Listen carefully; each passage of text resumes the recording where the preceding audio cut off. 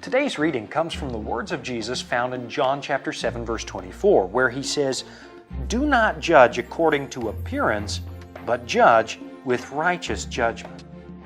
Jesus originally spoke these words in the context of healing a man on the Sabbath, because his critics were questioning his motives.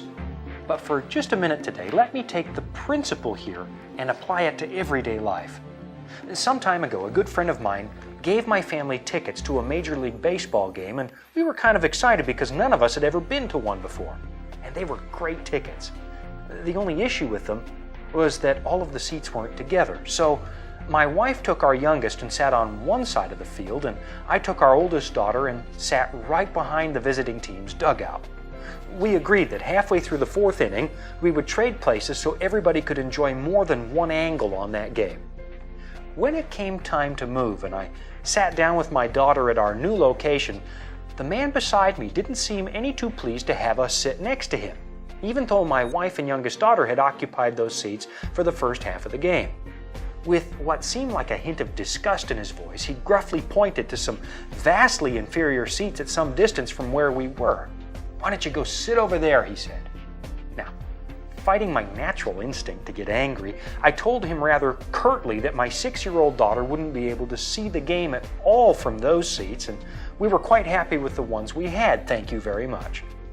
And for the next inning and a half, I was quietly boiling with rage over the unbelievable rudeness of the jerk sitting next to me. And then, on the way home from the game, as I replayed the scene over and over in my mind, it suddenly occurred to me that I might have completely misread the situation. The man's thick accent was clear proof that English was not his first language, and so his gruffness might not have been intentional. And furthermore, it's entirely possible that he thought the other seats were better because they were closer to the game. And if he didn't have kids himself, he might not understand that my little daughter couldn't see much without an aisle seat. In short, as I reviewed the whole thing, I had to admit, I might have been completely wrong. And that's what today's Bible reading should etch in our hearts. Most of the time when people disagree with us, they truly believe they're right. And in their minds, they have lots of evidence to back it up.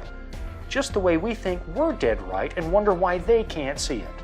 So, before we write people off as stupid or arrogant or crazy, we need to stop and ask ourselves if we're assessing the situation correctly. You just can't go by appearances because your senses are imperfect enough and skewed enough by your own emotions and experiences that you might be absolutely wrong. Instead of going by appearances, says Jesus, make a righteous judgment. It might take more time and it might be a little tougher, but with a little practice, you're going to find it's a better way to live.